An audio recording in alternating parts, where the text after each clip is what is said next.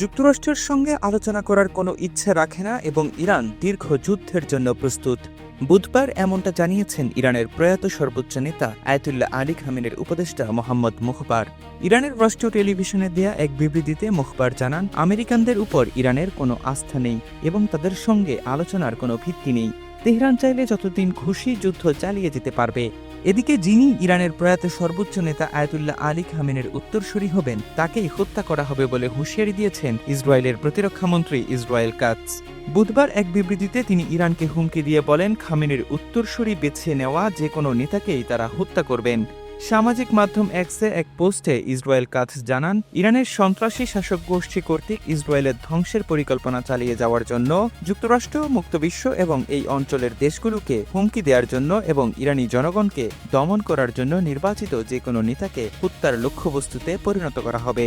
তার নাম যাই হোক না কেন বা তিনি যেখানেই লুকিয়ে থাকেন না কেন, পরিণতি একই হবে।